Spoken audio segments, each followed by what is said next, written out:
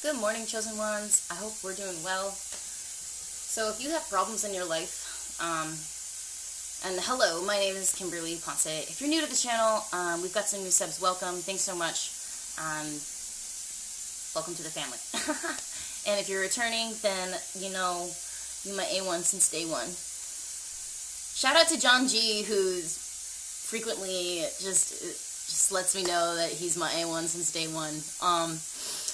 But listen, you guys, if you have problems, and like we all do, right, how can we think about it in a way that's not gonna add extra fluster to our lives? So, the title of this message is the title of this message is Be Intrigued, Not Perplexed by Your Problems.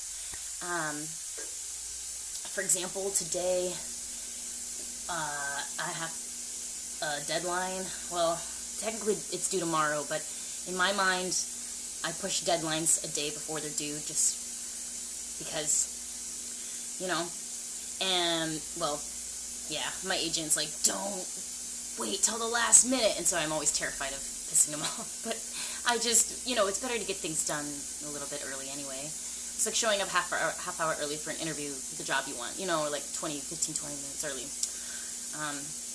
And it's like, sometimes we're so stressed out, it's hard to hold space for curiosity or being intrigued by our problems. But for me, I accepted 3 auditions back to back, and I finished 2 of them. I submitted the last one, second one, last night at like midnight, and then I was up for another 3 hours trying to prepare for this one today, this the 3rd audition, and I saw in the wardrobe that I need a wedding dress, so I spent like a good amount of time trying to find a cheap wedding dress, and then I looked into how I could make a wedding dress,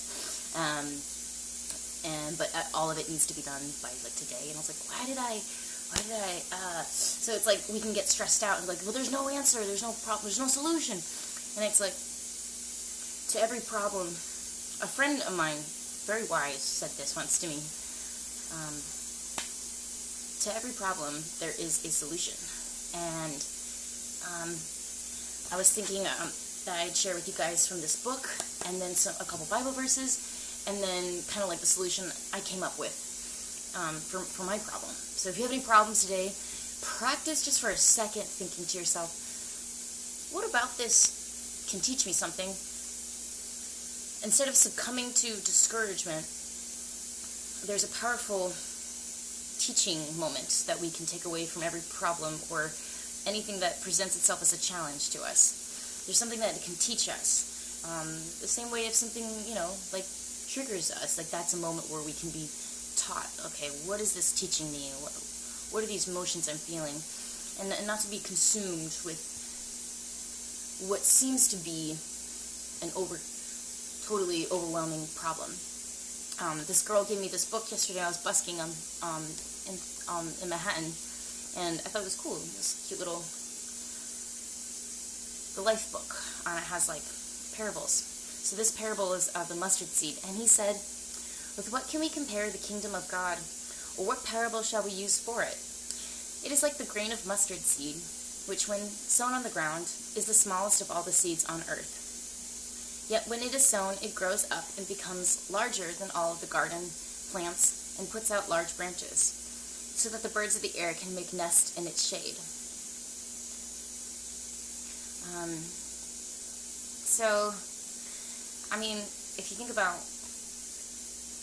how faith is so powerful, your faith is like the solution to any problem. So you just have to like plug it into the equation of like, well, I have more faith and in God's help to problem solve, at least, or I have faith that there's a solution. Like, faith is the answer to, like, anytime you're stressed out about a problem, or anything that presents itself as a challenge. Like, how do you think that mustard seed feels? It's like, I'm supposed to move this mountain? You know what I'm saying? So, if we practice curiosity before being flustered, I think it buys us some time at least. So for example, this morning I went out and bought a coffee, which is like totally something I usually don't do anymore. But it was just because I wanted to buy some time I was like, okay, let me not freak out about how I have to get this in, and I don't know how I'm going to get a wedding dress last minute. But I mean last minute.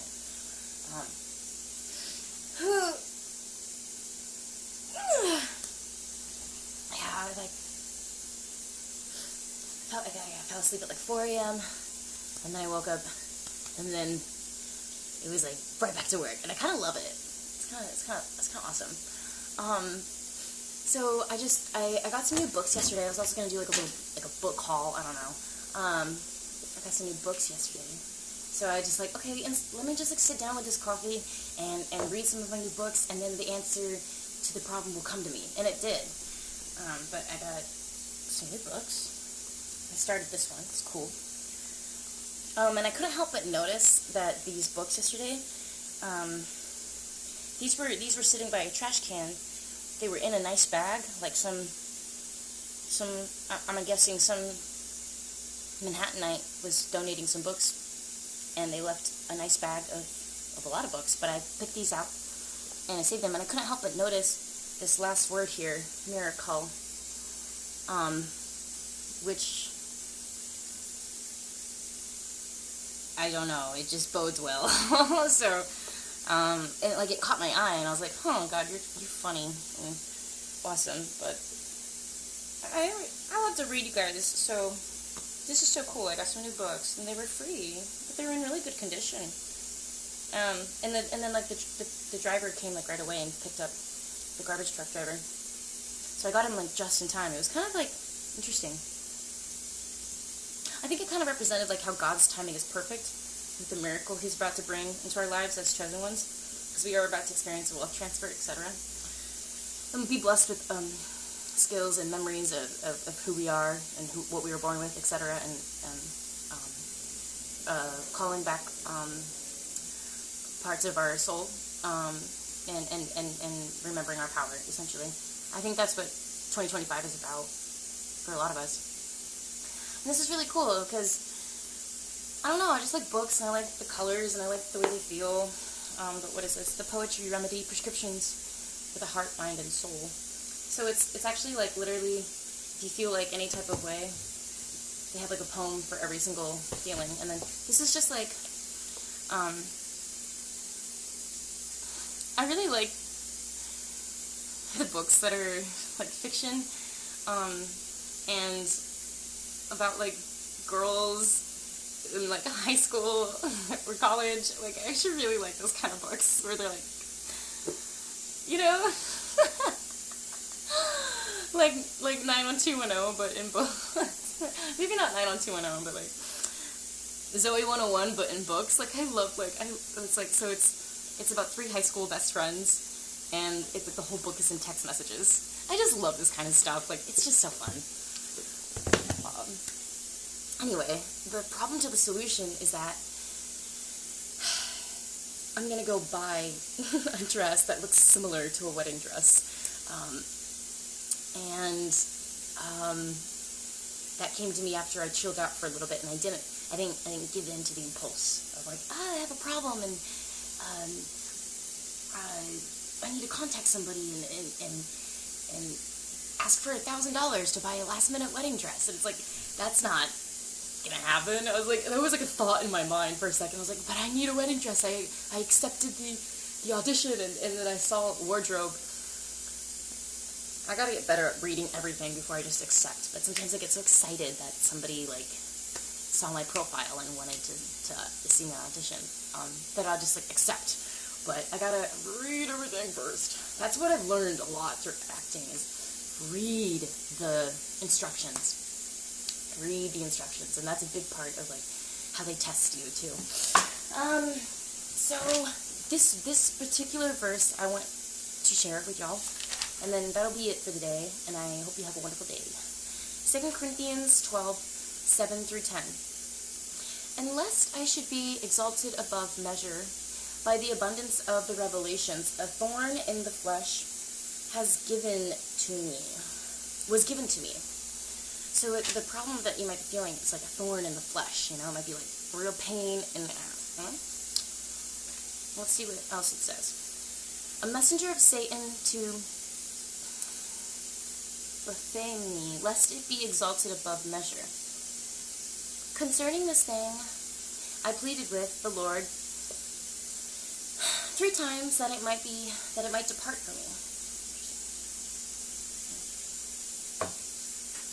And he said to me, my grace is sufficient for you, for my strength is made perfect in weakness. Therefore, most gladly, I will rather boast in my infirmities, that the power of Christ may rest upon me. Isn't that beautiful? Holy smokes, bro. Oh my god, that is so beautiful.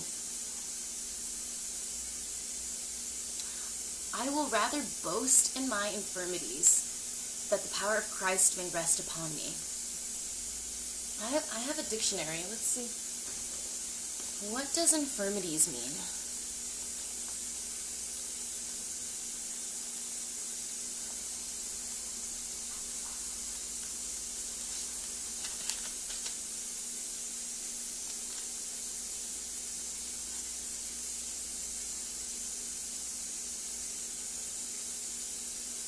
Feeble or weak.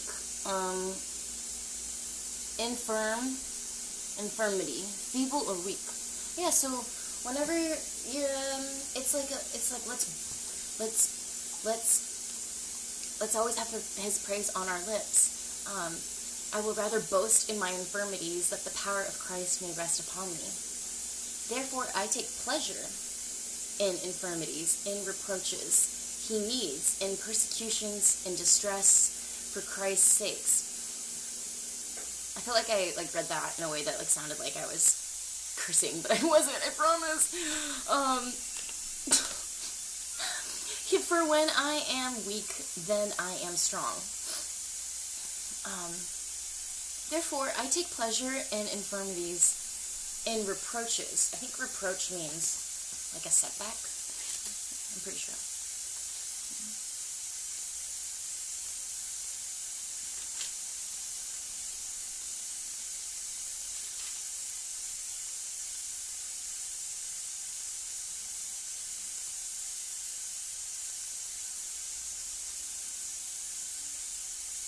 Blame, upbraid, blame, discredit.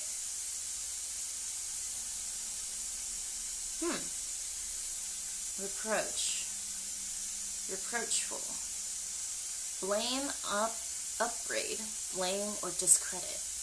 Yeah, so any icky feeling of like it's not enough, or it's a weakness, or it's a lack.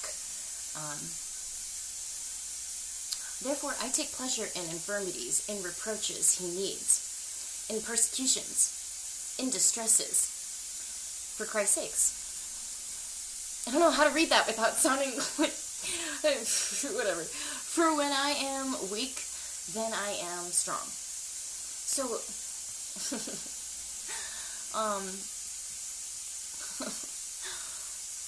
it's so funny. It's like, I'm trying to do a Bible Devo, and it sounds like I'm...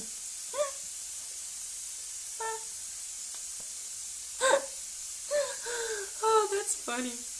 God's been making me laugh today. I noticed, if you guys haven't checked out Michelle Meloria, please go do so. Her channel's amazing. It'll probably save you a lot of problems in your life. She has a lot of wisdom to share. But one of her videos is you're about to party, like you're about to, I can't remember the full title. I think it's like you're about to party like there's no tomorrow, or something about get ready to party. And I've noticed that on my YouTube algorithm feed, it started popping up with like the subliminal playlist for music, and it's like POV. You're in a bathroom in 2008, and it's uncanny how closely the bathrooms on the videos that just happen to pop up on my algorithm literally look like from my middle school, literally, or from my high school. Because there was another video from 2014. You're at a party, you're in a bathroom at a party, and then it's really cool. It actually sounds like you're in the bathroom, And then, like, the ones in middle school were playing Lady Gaga. And, like, shake, shake, shake, shake, shake, yeah. Like, whatever that one song was, it was really popular in middle school. Yeah, that one song. Now you shake it like this, then you shake it like that. Come on. Shake, shake, shake, shake, shake, yeah. Like, so, I am really feeling like we're about to party as chosen ones, because things are about to get really good this year. And so I'm just always blown away by how God just knows everything about our lives and hears our thoughts and is always with us. So yeah, he's been making me laugh today because literally I remember my 6th grade dance party. That was like the first dance I ever went to, and literally the YouTube algorithm that popped up with like, it went back to like even like 2005, and it literally looked like my 6th grade dance, like the floor, and I was just laughing, and I was like, God, you're funny. Like, that literally brought me back to like that first dance I ever went to. Yeah, and I did the Soldier Boy. Oh my God, that's so funny. Yeah, so God is so good, man. You guys, that's pretty much the word. For when I am weak, then I am strong. That's the last verse of 2 Corinthians 12:7 through 10. So, let's be intrigued and not perplexed by our problems, because really, when we feel like we have infirmities, we have reproaches, we feel distress, or we're in the middle of a persecution, facing persecution, that's when God like works His miracles the best and most, and it's like His niche. It's like when we are literally about to, throw in the towel, and when we feel the weakest, that's when He makes us strong. And yeah, I do have 2 other Bible verses, but I don't want to make the video too long, and I can add it in to the description box. And so just be intrigued and not perplexed. Hold curiosity over flusteredness, and see how quickly your problem comes about to solve itself. Okay, and God will make you the strongest even when you feel the weakest, and that's what's so beautiful about God. I'll just add this one at the end. James 1:2-4. My brethren, count it all joy when you fall into various trials, knowing that the testing of your faith produces patience. But let patience have its perfect work, that you may be perfect and complete, lacking nothing. So you see, we're actually more complete and more perfect the more we struggle. Isn't that really, really, really, really, really beautiful? Like, do you hear what I'm saying? We are made stronger when we're weak, and we get the opportunity to lean on God and practice like that faith of the mustard seed. You don't need much. You don't need to believe that everything's going to work out perfectly. I'm not saying be unrealistic about how this problem, and it could be a very big, huge, overwhelming, actual, like, some people might be like in a courtroom or litigation. Like, there are some serious, complex issues that are presented in our lives. I'm just saying, hold a little bit of faith, like the mustard seed, and practice curiosity, and practice being intrigued by the universe presenting this to you in whatever form it may be in, that actually there's something that can be learned from this, or there's something that we can grow from this, or there's something that we can become stronger in this. It's an opportunity. It's not a problem. I'll see you guys in the next video. Stay safe. Stay blessed. Stay chosen.